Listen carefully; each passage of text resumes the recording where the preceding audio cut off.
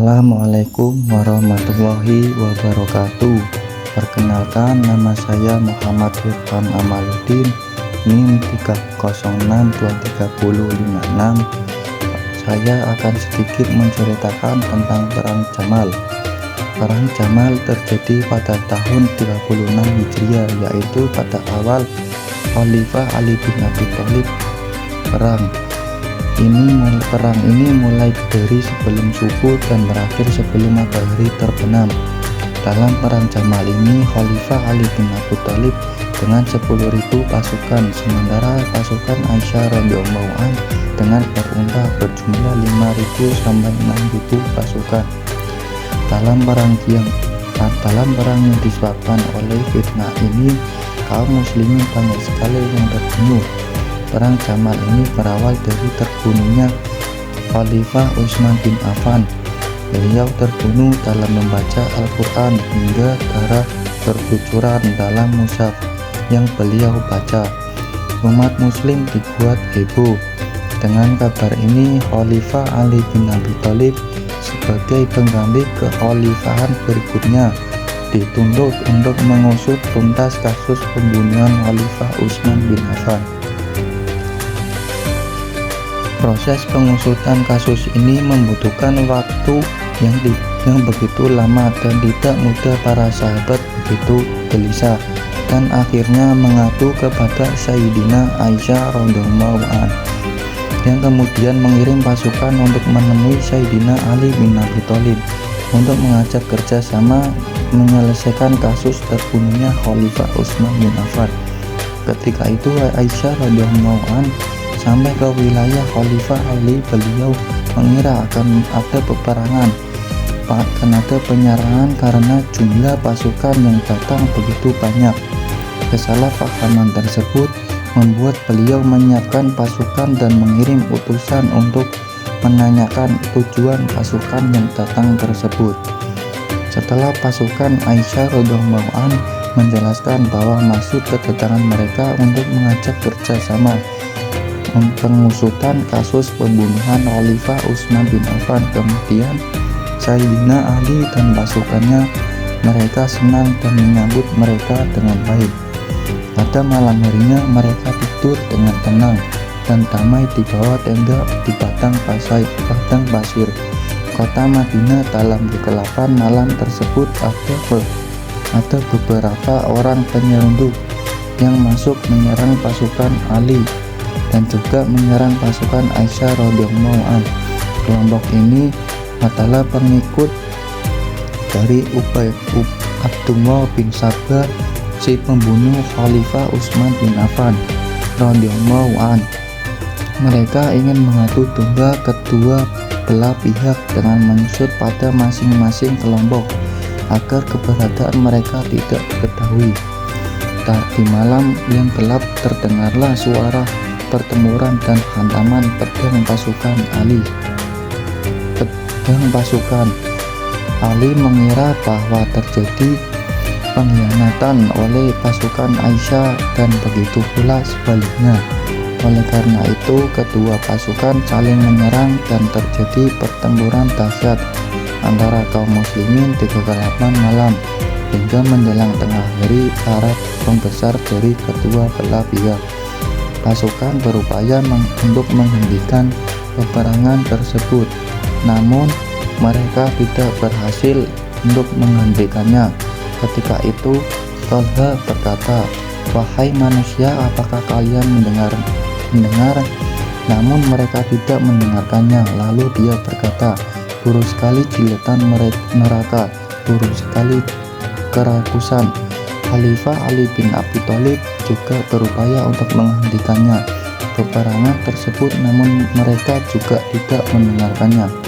Lalu Aisyah mengirimkan Ka'ab bin Sur dengan membawa mushaf Al-Quran untuk menghentikan peperangan, namun ia gagal sebab dipanah oleh pengikut Abdullah bin Sabah. Pada Perang Jamal ini ribuan korban mati syahid berjatuhan, termasuk sahabat dekat Rasulullah SAW, yaitu Thalha bin Ubaidillah dan Zubair bin Awam. Tolha terbunuh karena terkena anak panah yang mengenai kakinya, tepat pada bekas luka lamanya. Saat itu Tolha sedang berusaha untuk menghentikan para pasukan yang sedang berperang. Pasukan yang terbunuh juga dari mereka untuk menjaga unta yang dinaiki oleh Aisyah radhiyallahu anha. Aisyah adalah yang paling penting bagi mereka, oleh sebab itu mereka mati-matian melindunginya. Akhirnya dengan jatuhnya unta yang dinaiki oleh Aisyah radhiyallahu anha, perang pun berhenti dengan kemenangan di pihak Ali. Walaupun sesungguhnya tidak ada pihak yang menang, justru kaum muslimin memperoleh kerugian besar. Dalam peperangan ini, pasca perang Jamal, Sayyidina Ali berjalan di antara para korban dan menemukan mayat Tolha bin Ubaidillah, dan didudukkanlah mayat Tolha, dan kemudian Ali mengusap debu dari wajahnya. Kemudian Ali bin Abi Thalib berkata, "Wahai Abu Muhammad, alangkah berat perasaan ini melihatmu meninggal tergeletak di atas tanah." Beliau pun kemudian menangis sambil berkata, "Seandainya aku mati 20 tahun silam sebelum peristiwa ini." Kemudian Sayyidina Ali bin Abi Thalib mendapat mayat Muhammad bin Tolha, yaitu anak dari Tolha, dan beliau juga menangis lagi. Kemudian Muhammad bin Tolha ialah orang yang mendapat julukan As-Sajjad atau orang yang banyak sujud karena ia banyak beribadah. Seluruh sahabat yang ikut perang ini akhirnya menyesali apa yang telah terjadi setelah perang selesai. Sayyidina Ali bin Abi Thalib menemui Aisyah radhiyallahu anha, lalu beliau mengantarkan pulang ke Madinah dengan penuh kehormatan. Sebab dahulu Rasulullah SAW pernah memerintahkan kepada Sayyidina Ali supaya memuliakan dan menghormati Aisyah. Dari Sayyidina Ali, dia berkata bahwa Rasulullah SAW pernah bersabda kepadanya, "Akan terjadi suatu masalah antara kau dan Aisyah." Lalu Ali berkata, "Wahai Rasulullah, kalau begitu tentu aku akan menjadi orang yang paling celaka." Kemudian Rasulullah bersabda, "Tidak demikian adanya, tapi jika itu terjadi maka kembalikanlah dia atau Aisyah ke tempatnya yang aman."